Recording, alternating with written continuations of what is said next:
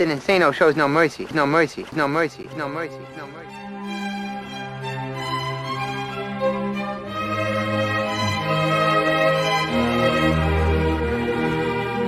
Straight cash, homie. Yeah, it's gonna be a long day. It's gonna be a long day for your ass, boy.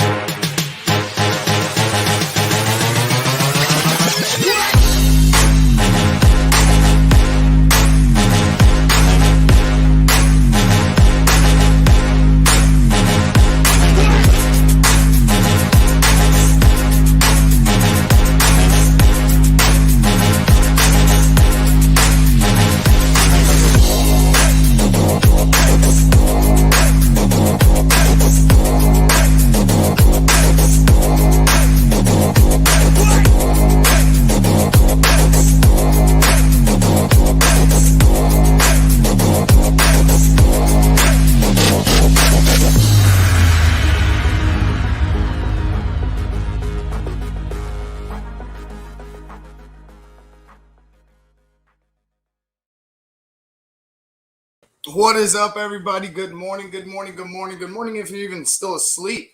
It's going to be an early one. They got a London game on today, the Jets versus the Falcons. I know it's not the prettiest of games, but it's still football, and I'm here to deliver it to you. Right now, let's go ahead and talk about the New York Jets. The Jets went ahead and got a victory last week in overtime against the Tennessee Titans. Score of that is 27-24. They won in overtime off a field goal. The Jets haven't been great on offense. They haven't been too that shining on offense, even with a young rookie quarterback in Zach Wilson. He's struggled. I think the only quarterback that hasn't struggled so far, rookie quarterback that is so far this season, has been Mac Jones, and even he has some growing pains to get through. If you check it out, the league ranked 29th, total yards, 1105. That ain't good. Then you got points for 32nd. This team doesn't score a lot of points. The 28th, 779 in pass, 4 TDs. 29th in rushing. It's not pretty if you're a New York Jets fan on offense. It really isn't. And you just got to continue to grind. I know your defense is you're trying to build an identity on defense more or less because your head coach is Robert Saleh. And what is his specialty? Defense. So I'm expecting them to continue to have these issues on offense until maybe mid-season, maybe late in the season, where Zach Wilson is more acclimated with what's going on. The speed is slowed down maybe a little bit for him. You start identifying who your playmakers are on offense, who your go-to guys are on offense if you're in the New York Jets. I don't see this offense getting any better in the first half of the season. Like I said, the rankings, they did fight hard last week in Tennessee, up in the Meadowlands against Tennessee. They were able to get 355 yards total offense, 289 in the air, 66 on the ground. But that 66 on the ground, they were only able to get eclipse over 100 yards with 152 against the New England Patriots in week 2. The rest of the games, Carolina in week 1, 45 yards of rushing. Denver in week 3, 43 yards of rushing. Tennessee, 66 yards rushing. And I would say that Denver and Carolina are some of the toughest defenses that they're going to face. But, you go ahead and you look at that Tennessee game. Tennessee doesn't really scare you as far as defense and run stopping, but they were able to hold the Jets to 66 yards. I just feel like that's going to be a huge factor. If you can't find a running back that can get you some yards, you're gonna continue to have these problems, especially with a young quarterback in Zach Wilson. I know they talked about Michael Carter. I've been seeing his name pop up left and right. Show me. You got to be able to show me. You can't just toss out names. Oh, this guy could be it. This guy could be it. Because we go through that every season when there's a new draft. Oh man, this guy in the 3rd round is going to be the next. He could be the steal of the draft. Show me if Michael Carter is going to be the steal of the draft. He needs to be able to get yards for his quarterback Zach Wilson, so they're able to go ahead and gain more yardage, gain more points than they already had this season. If you look at the defense 14th. They're not, like I said, the defense is hanging around middle of the pack. They're they're first in the league with touchdown passes allowed. They only have 2 touchdown passes given up on the season. They're ranked 12th with under 1,000 yards given up through the air. Points for about the middle of the pack, 14th overall, 94 given up. League rank total is 14th. This team is, like I said, starting to become a defensive team. You're starting to see how the defense is starting to grow, starting to get better. The offense is going to struggle. You're going to have that. You need to put weapons around Zach Wilson. Zach Wilson needs to grow. If you're looking for, if you're looking on the other side in Atlanta, Atlanta's not doing too well on offense themselves. They have some of the same issues that the Jets have. They've only eclipsed over 100 yards in that first week 1, with 124 against Philadelphia. The Bucs, the Giants, and the Washington football team, they all have pretty decent defenses. The Giants may be the less of them. And, honestly, the Washington football team hasn't been playing well this year. So maybe I'm giving them too much credit. But like I said, you get 124 yards in that first game against Philadelphia, then it's 55, 69, and 99. I know there was a little better against Washington, but like I said, Washington has had his struggles, and you need to be able to run the ball in this league, especially if you have it's just Matty Ice, and we've seen Matty Ice do it with Coleman and Freeman. When they had the 2 running back tandem, when they had 2 running backs, the Falcons got to the Super Bowl. I feel like we focus our attention to the big pass too many times. We focus our attention to the big pass. We don't really recognize what balance does for you in this league. And I feel like if I hate just get a running back, everything's fine. No, you have to be able to use your backs accordingly. I just think that, if you're the Jets, you got a young quarterback in Michael Carter, or a young quarterback in Zach Wilson. Hopefully you got something in Michael Carter to find other ways to get yards. Because like the Atlanta Falcons, it's the Matt Ryan show. Matt Ryan has the ball way too much in his hands. He can't do it all for you. And you see he can't do it all for you, especially with limited playmakers that he has. I know Kyle Pitts is a new big thing down there. You can put him anywhere. He hasn't really produced this season so far up to this point. You have Calvin Ridley. Calvin Ridley's just the only one. It's just like now you have Julio again, and that's it. You're looking at the receiving. Calvin Ridley leads the way. Cordell Patterson as a jack of spades in that offense, man. He just surprises me. 223 yards receiving. He's second on the team in receiving yards. He's second on the team in rushing with 119 yards behind Mike Davis, who has 151. Cordell Patterson does it all. I like him. I like the fact that he's being utilized. It's not enough. Cordell Patterson, if you have a Cordell Patterson on an already built team, now we're talking. Cordell Patterson on a team like this, I feel like his talent is going to waste on a bad team right now. Just similar to what it was doing with Chicago last year and the year before that. It was, you see Cordell Patterson doing everything for you, but what is it really benefiting this team when you haven't been able to, muster up, what do they got?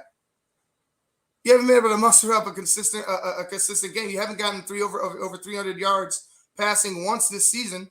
The closest you got was Tampa Bay at 293, and we know that was in garbage time because the score was 48-19. So there's issues with the Atlanta Falcons. They, once they recognize you can't run the football, they just the defense is just sitting back on them, waiting for them to make mistakes. And Matt Ryan doesn't make a lot of mistakes, but you're asking for a lot from him.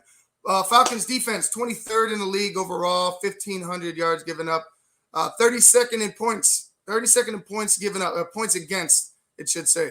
128 points against. They're dead last in the league. That's not going to get it done whatsoever. The passing isn't great. The rushing defense isn't great. Just a lot of work for that Falcons team. The two bad teams, man. It's two bad teams. One is slowly fading away and headed towards what I think is an inevitable rebuild in the Atlanta Falcons, and one has a lot of potential in the Jets if they could just get out of their own way. And hopefully they have a coaching staff with Robert Saleh. I feel like Robert Saleh has a stronger foundation than Adam Gase. He didn't show up all coked out to his press conference, so that's a plus already. But you could tell the connection that Robert Saleh has with his team. You can tell that the love that Robert Saleh has for this game. I think that, like I said, the Falcons are headed to an inevitable rebuild. The Jets are on their way up, in my opinion. They're both in the same spot right now, and that's not where you want to be for either team. But today I'm gonna pick the Jets today. I'm gonna have the Jets back-to-back wins. They fought hard last week against Tennessee. It was it wasn't always pretty, but you got it done. You know what I'm saying? 27-24 last week. You had your best offensive output as far as passing goes. Rushing, you need to be able to go ahead and step that up. You need to find a way to find balance with this team, if anything, just to help Zach Wilson. Just help him get acclimated with it, with the speed of the game in the league, and just take it a game by game basis. I feel like the Jets are going to pull this one off. I think it's going to be similar to last week, a close game. I don't think Atlanta's going to have a easy time just passing on the Jets. Like I said, they've only given up 2 touchdowns so far this season. That's first in the league. They're about middle of the pack as a defense, but that defense is on the rise. The offense is what is the problem. Like I said before, the offense is ranked. You look at the offensive ranks; they're not pretty. You look at the defensive ranks, and they're promising. It's a little more promising. Like I said, middle of the pack, 12th in pass coverage, first in passing TDs. I think the Jets are going to win. I'll say New York 23, Atlanta 17. New York 23, Atlanta 17. I think the Jets find a way to win late. I think Atlanta's defense just gives up too much. I don't see Matt Ryan doing it by himself through the air. I don't see it. Like I said, Atlanta has not eclipsed over 300 yards passing this season. They had a 100-yard rushing game. Cordell Patterson, it seems to be doing everything for them. And you have a Calvin Ridley, Cordell Patterson sitting number 2 in both rushing and receiving. You got an issue. I feel like you got an issue when Cordell Patterson's leading close to leading your team in 2 categories. Cordell Patterson's a great kick returner. He's a solid football player. I wouldn't put it past him to make some big plays in the passing or running game. But if that's something you're relying on, and that's like you're continuously going to that well, where we got to find a way to get Cordell Patterson the ball, I feel like you're gonna have struggles, and you're gonna struggle all season long. Even with a guy like Calvin Ridley and Kyle Pitts, you got to be able to do both, man. You got to be able to do both in this league, and I said that time and time again. And right now, Matt Ryan, God bless him, he hasn't left the Falcons. He doesn't seem like he's trying to escape the inevitability of where they're headed as a franchise. I feel like they're trying to find the best years left in Matt Ryan in Atlanta. I just don't think you can do that with the way that they're built right now. You need more talent first and foremost on the offensive side. You need talent on the defensive side, period. If you're Atlanta. Like I said, this is a declining defense from what they once were when they went on their Super Bowl run. They just have not recovered. That's way too many. 128 points is way too many points to be giving up if you're an NFL defense, point blank period. So through 4 weeks in the season, it's just, you can't do it. That's why I'm picking the Jets today. Like I said, 23-17, I believe I said. I'm taking the Jets. I don't see Atlanta being. I can see them in the game. I won't say that. I can see Atlanta in the game all the way up until about maybe middle third, early fourth, and then I can see the Jets just kind of slowly imposing their will today. As long as they could get that running game going and that defense holds up on the backside. All right, guys, that's it for me right now. I'm going to go ahead and go. I got to go pick up Marco. We got to go pick up some food. We got to go pick up some beer. We got to get ready for the rest of today's games. We got the Packers and the Bengals. We got the Bears and the Raiders. And then we got the Titans and the Jaguars. And I know that last one's kind of a laugher. But, the Titans have a lot of questions to answer. Losing last week to the Jets, struggling, being 2-2 right now so far this season. The Tennessee Titans have a lot of answers. A lot of questions to be answered. Will they have their any of their top 2 receivers in the game today? That's something we'll have to find out coming up. All right, guys, that's it for me. I'll see you guys at about 11 o'clock. I might be a little late. Might be like 11:10, but we'll see you for the pregame of the rest of the games on the slate. Captain Insano shows no mercy, no mercy, no mercy, no mercy, no mercy.